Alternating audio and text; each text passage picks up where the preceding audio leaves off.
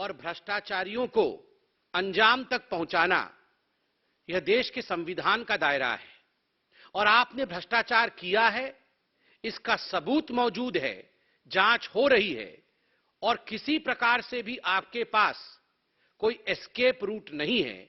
इसलिए आप इधर उधर की बात ना करिए, जो प्रश्न हम पूछेंगे उसका जवाब दीजिए।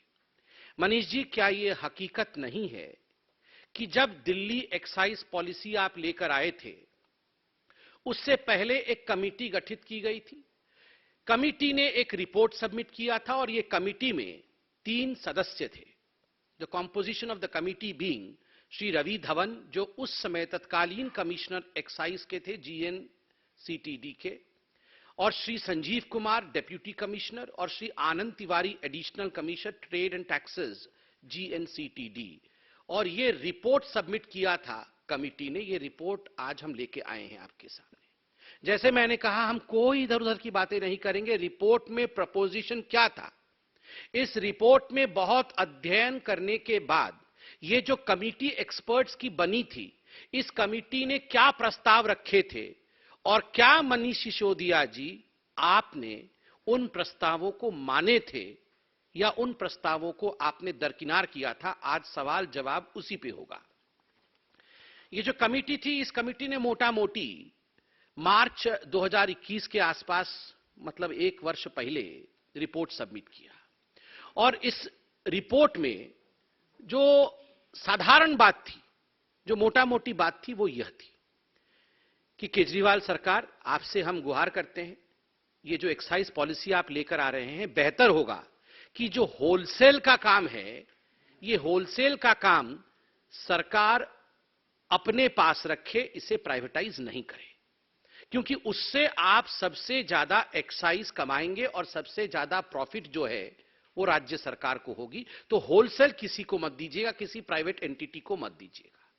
और दूसरा जो बड़ा रिकमेंडेशन, जो प्रस्ताव इस कमेटी ने दिया था, वो यह था कि जो रिटेल का काम है वो किसी बड़ी कंपनी को मत दीजिएगा, ये इंडिविजुअल्स को दीजिएगा और लॉटरी सिस्टम के माध्यम से दीजिएगा।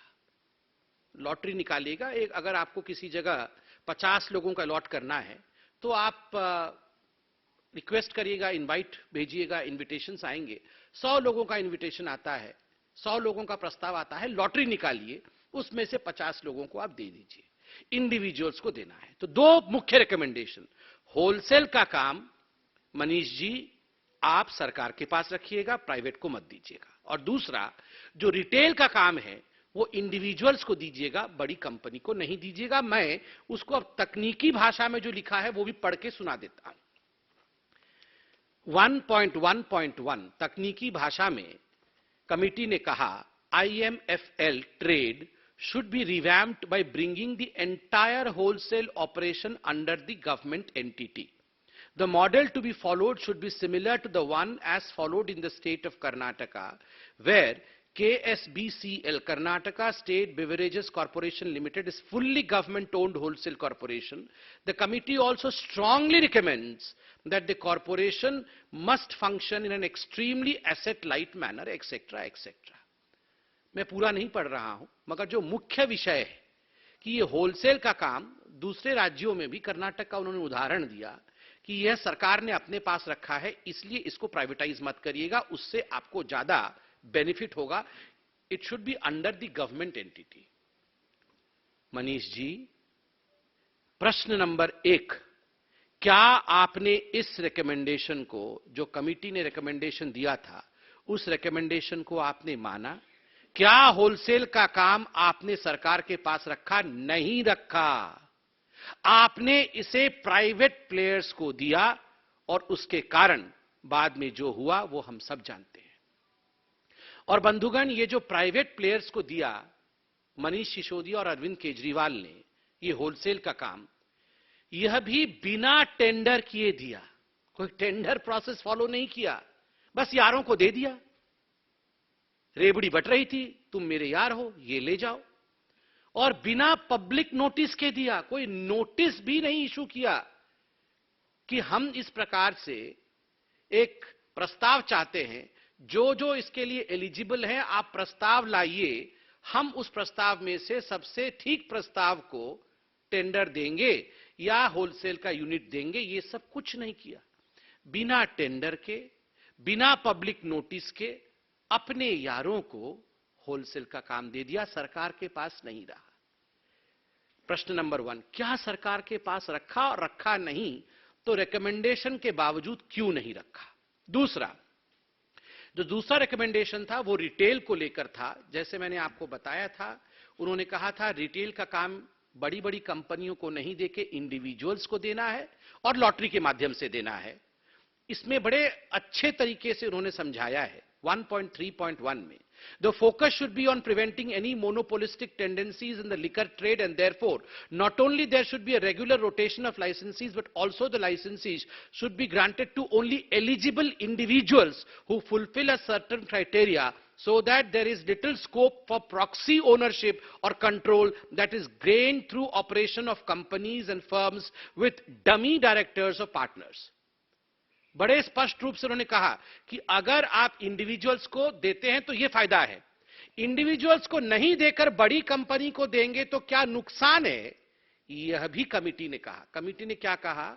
The drawbacks of this model, मतलब बड़ी बड़ी कंपनियों को देने से जो ड्रॉबैक है उसको बड़ी कंपनियों के लिए उन्होंने कहा है लाइसेंस टू लिमिटेड एंटिटीज। अगर इंडिविजुअल्स को नहीं देकर लिमिटेड एंटिटीज को देंगे तो नुकसान होगा। The drawbacks of this model are that there is highly prone to cartelization and market capture by limited number of licensees. Cartelization हो जाएगा, करप्ट लोगों का ग्रुप बन जाएगा और मार्केट कैप्चर हो जाएगा। इतना रिकमेंडेशन, क्लियर कट रिकमेंडेशन, इसमें किसी प्रकार की कोई एम्बिग्विटी नहीं है मनीष सिसोदिया जी। उसके बावजूद आपने इन रिकमेंडेशंस को दरकिनार किया और आपने शराब माफिया को, जिन्होंने कार्टेल बनाया, उन कार्टेल कंपनियों को आपने दिया, उन बड़ी कंपनियों को आपने दिया जो manufacturers are not allowed into retail. जो मैन्युफैक्चरर्स हैं वो रिटेल में नहीं आ सकते हैं। अपने कमीशन लेके मैन्युफैक्चरर्स जो थे उनको रिटेल में लेके आके, इंडिविजुअल तो दूर, मैन्युफैक्चरर्स को भी इन्वॉल्व कर दिया। और तो और जो ब्लैक लिस्टेड कंपनियां थी उनको भी आप लेके आके इन्वॉल्व करते हैं। क्यों? क्योंकि मोटा माल मिला। पंजाब के चुनाव के समय मोटे माल की आवश्यकता थी। जिसने मोटा माल दिया, इस रिपोर्ट को दरकिनार करके मोटा माल जेब में और वेंड्स, अर्थात जो दुकानें होती हैं, जो शराब की दुकानें होती हैं, वो कार्टेल के पास। आप सोचिए, ओपन एंड शट केस है जी, कोई लंबा चौड़ा केस नहीं है। आज एक छोटा सा बच्चा भी समझ जाएगा कि अरविंद केजरीवाल जी और उनकी कंपनी ने किस प्रकार का घोटाला किया है। इसमें बहुत कुछ समझाने की आवश्यकता नहीं। आपने ये कमेटी क्यों बनाई थी? ये कमेटी बनी थी रिकमेंडेशन देने के लिए कि सबसे बढ़िया एक्साइज पॉलिसी क्या होगा जिससे कि दिल्ली सरकार का आय बढ़ेगा। आप तो बोल रहे थे हमने तो कमाल कर दिया जी, हम तो ऐसे एक्साइज पॉलिसी लेके आए हैं, हमारी तो 9 गुनी जो है इनकम बढ़ जाएगी। वर्ल्ड का बेस्ट है, सब कुछ तो इनका वर्ल्ड का बेस्ट ही होता है। इनका वर्ल्ड का दूसरा नंबर कुछ होता ही नहीं है। ये वर्ल्ड का सबसे बेस्ट ही होता है सब कुछ। अरविंद केजरीवाल जी जो भी करते हैं वो वर्ल्ड का बेस्ट होता है, दुनिया का नंबर 1। ये दुनिया की नंबर 1 एक्साइज पॉलिसी आप रिकमेंडेशन फॉलो नहीं कर रहे थे, ऐसा क्यों किया आपने? सबसे महत्वपूर्ण विषय इसमें आगे मैं आने वाला हूं। आप देखिए, ये जो रिटेल का काम दिया गया, इस रिटेल के काम में पूरे दिल्ली को जोन्स में बांटे गए। लगभग 32 जोन में दिल्ली को बांटा गया कि 32 जोन में एक एक करके कंपनी को उन्होंने लगा दिया कि तुम्हारा ये जोन हो गया, तुम जाके वहां पर दुकानें खोलो। एक जोन में लगभग 27 से 30 वेंड्स, जिसको अंग्रेजी में वेंड्स कहते हैं, या दुकान, ये शराब के ठेके, ये ठेके एक एक कंपनी को एक एक जोन में 27 से 30, और एक एक कंपनी को 2 जोन दिए गए। जितना जितना मोटा माल मिला उसी हिसाब से दिया गया। तो एक एक बड़ी बड़ी कंपनियों को, ब्लैक लिस्टेड कंपनियों को ये 2-2 जोन दे दिए गए, अर्थात एक एक कंपनी को लगभग 55 दुकानें, 54-55 दुकानें एक एक कंपनी को मिल गई। अब आप सुनिए क्या होता है। ये जब हमने प्रेस कॉन्फ्रेंस किया, जब एलजी ने रेड फ्लैग किया, कन्फॉर्मिंग, नॉन कन्फॉर्मिंग जोन, ये सब बातें सामने आ गई। कैबिनेट का रेट्रोस्पेक्टिव डिसीजन लेके वापस किया, मीडिया ने सच दिखाया, तो इन्होंने एक्साइज पॉलिसी वापस ले लिया। मगर वापस लेने से पहले की कहानी आप सुनिए। मैं कागज भी लेके आया हूं, हमारे पास कागज है। हम वो आम आदमी पार्टी की तरह बिना नाम लिए कुछ नहीं करते हैं, सब कुछ कागज के साथ करते हैं। 31 मई विगत महीने 31 मार्च पहले, विगत वर्ष 31 मार्च को 4 जोन के जितने रिटेलर्स थे उन्होंने अपने वेंड्स अर्थात ठेके सरेंडर कर दिए। एक्साइज पॉलिसी आपके वापस होने से पहले कंपनीज ने सरेंडर कर दिया कि भैया हमसे नहीं चल पाएगा, ये आपके पॉलिसी में फॉल्ट है, हमको तो नुकसान होने लगा है, हम सरेंडर कर रहे हैं।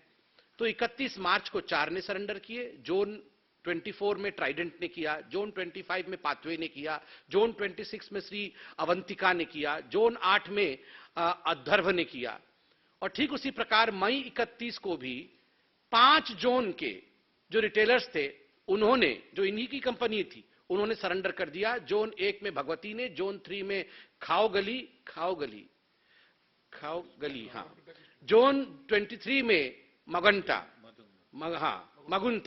जोन 20 में ग्लो, जोन 29 में यूनिवर्सल, जुलाई 15 में जोन 30 में पॉपुलर स्पिरिट सरेंडर। ठीक उसी प्रकार जुलाई 31 में 1 2 3 4 5 6 7 8 9 पॉलिसी विड्रॉ हो उससे पहले 9 रिटेलर्स ने सरेंडर कर दिया है। कुल मिलाकर 19-20 रिटेलर्स जिनको इन्होंने ठेके दिए थे, हमसे ना हो पाएगा, पैसा तो हमसे आपने ले लिया, अब हमारा क्या होगा, ये कह के ये 19 कंपनियों ने सरेंडर कर दिए, हाथ खड़े कर दिए। तब जाके इन्होंने दिल्ली एक्साइज पॉलिसी वापस लिया। मतलब इनकी तो एक्साइज पॉलिसी पहले से बैठ गई थी। इनकी खुद की कंपनियां जिन्होंने इनको पैसे दिए थे, कमीशन दिए थे, वो तो खुद सरेंडर करके बैठे हुए। आप बताइए, 19 जोन के लोग सरेंडर कर रहे थे और मार्च के महीने से सरेंडर कर रहे थे। किस हिसाब से मनीष सिसोदिया और इनके तमाम लोग जो प्रेस कॉन्फ्रेंस कर रहे थे और कह रहे थे करोड़ों करोड़ों रुपए का नंबर 1 दुनिया का प्रॉफिट हमें हो रहा है, कैसे हो रहा था? आपके तो खुद के लोग यहां सरेंडर कर रहे हैं, एक्साइज पॉलिसी वापस लेने से पहले सरेंडर कर रहे हैं। मनीष जी, इसमें जो प्रश्न उठते हैं वो निम्नलिखित है। पहला प्रश्न है कि क्या यह हकीकत नहीं है कि एक कमेटी बनाई गई थी? पहला प्रश्न है, ये आवाज हुई, मनीष जी सुन रहे हैं। पहला प्रश्न है कि क्या यह हकीकत नहीं है कि कमेटी बनी थी? दूसरा प्रश्न है, क्या यह हकीकत नहीं है कि होलसेल और रिटेल को लेकर कमेटी ने जो रिकमेंडेशन दिया, आपने उस रिकमेंडेशन को दरकिनार किया? तीसरा प्रश्न है, मनीष जी, आपने ये जो रिकमेंडेशंस थे उनको दरकिनार किसके कहने पर किया, क्यों किया? क्या यह हकीकत है कि मोटा माल कमाने के चक्कर में आपने इन रिकमेंडेशंस को दरकिनार किया? अंतिम, क्या यह हकीकत नहीं है कि दिल्ली एक्साइज पॉलिसी जो आपने विड्रॉ किया उससे पहले 19 रिटेलर्स ने सरेंडर किया था? और एक अंतिम प्रश्न जो बहुत महत्वपूर्ण है, आप लोग देखिए, ये जो जोन में डिस्ट्रीब्यूट हुआ, एक एक कंपनी को 2-2 जोन में 54-55 ठेके मिले। एक जोन में लगभग मिनिमम 250 करोड़ रुपया का फायदा होता है, 250 करोड़ रुपए वहां से मिलते हैं। तो कुल मिलाकर के आपने ये जो 4 जोन है, तो 4 जोनों में 1000 करोड़ रुपए का एक तरह से इसमें पूरा घालमेल हो रहा था। आप मुझे ये बताइए, अगर 19 कंपनियों ने सरेंडर किया है, 5 जोन में किया है, तो आपको कायदे के हिसाब से जो H2 था, जो सेकंड बिडर था, उसको बुला लेना चाहिए था कि भैया H1 से नहीं हो पाया, उन्होंने सरेंडर कर दिया है, H2 आओ, आप संभाल लो। आपने H2 को क्यों नहीं बुलाया? आप H1 पे ही क्यों अटके रह गए? आप H1 पे और उसी कंपनी पे इसलिए अटके रह गए क्योंकि मोटा माल H1 से ही आया था। मोटा माल दूसरी कंपनी से आता तो आप उससे बुलाते, कमीशन जिससे लिया उसी के साथ डीलिंग। रूल को छज्जे पर रखा, जो H2 था उसको तुरंत बुलाना था, H2 को नहीं बुलाया। तो मैं from this high table of Bharatiya Janata Party challenge Mr. Sisodiya immediately after this press conference You should hold a press conference and you should answer the 6 questions that we have asked you. जो 6 प्रश्न हमने पूछा है, सिसोदिया जी तुरंत एक press conference करके, इधर उधर की बात, आप वर्ल्ड के बेस्ट शिक्षा मंत्री हैं, मंगल ग्रह, सूर्य ग्रह, वो सब आपके अधीन आते हैं, वो सब अलग बात है, मगर आप एक्साइज मिनिस्टर के नाते क्या कर रहे थे उसका जवाब आप दीजिए, बिल्कुल पॉइंटेड जवाब दीजिए। और मैं आप लोगों से भी निवेदन करूंगा, पॉइंटेड प्रश्न पूछकर उनसे पॉइंटेड जवाब निकालिए, इधर उधर की बात करने से मना करिए उनको। अब एक प्रश्न तो अरविंद केजरीवाल कैसे छूटेंगे, किंगपिन तो अरविंद केजरीवाल है। एक अरविंद केजरीवाल जी के लिए भी प्रश्न है। अरविंद जी, क्या यह हकीकत नहीं है कि आपको यह सब कुछ पता था? यू न्यू ऑल दिस, कि इसमें घोटाला हो रहा है, शुरू से ही आप जानते थे, और इसी कारण से जब ये फाइलें एलजी के पास जाती थी तो इन फाइलों में आपके हस्ताक्षर नहीं होते थे। आप किसी भी डीटीसी के बस प्रोक्योर होंगे, एक्साइज पॉलिसी, ये जितनी चीजें होती हैं उसमें अरविंद केजरीवाल जी कभी हस्ताक्षर नहीं करते हैं, एडिशनल सेक्रेटरी या जॉइंट सेक्रेटरी से हस्ताक्षर करा के भिजवा देते हैं। रूल बुक तो स्पष्ट रूप से कहता है कि अगर सीएम स्टेशन में है, कोई अर्जेंट मैटर नहीं है, तो आपको हस्ताक्षर करके एलजी के पास भेजना चाहिए, वरना यह वाजिब नहीं है, दिस इज नॉट लीगल। मगर आपने जिस प्रकार से, और कल एलजी साहब की यह चिट्ठी आपने दिखाया है मीडिया में, dear Shri Arvind Kejriwal ji, it has been observed that in recent months a significant number of proposals as a matter of routine have been submitted by your office for my approval or for my opinion under Article 239AA(4) of the Constitution by your Joint Secretary or Additional Secretary with remarks, Honorable CM has seen and approved the proposal without specifying any grounds of urgency warranting such a communication. आगे आप सबने दिखाया है, कल की चिट्ठी है, इसलिए मैं इस पर विस्तार से नहीं जा रहा हूं, हस्ताक्षर नहीं होते थे, केवल सीएम ने दूर से देख लिया है। और ये अरविंद केजरीवाल जी वैसे व्यक्ति हैं, जैसे ही धरपकड़ होगी खुलासा हो जाएगा, अरे एडिशनल सेक्रेटरी भी मिला हुआ है।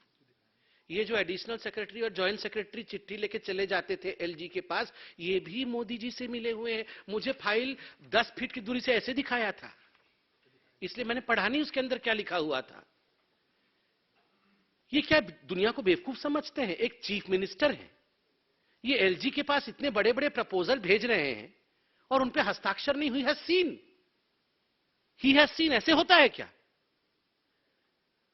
अरविंद जी, 6 प्रश्नों का उत्तर तो मनीष सिसोदिया देंगे, एक प्रश्न का उत्तर आप दे दीजिए, did you see the file? ये जो दिल्ली एक्साइज पॉलिसी की फाइल थी, did you see the file कि आपको 20-25 फुट की दूरी से ही एडिशनल सेक्रेटरी ने ऐसे दिखा दिया था कि ये है? आप इसका जवाब देंगे, ये हम आशा करते हैं।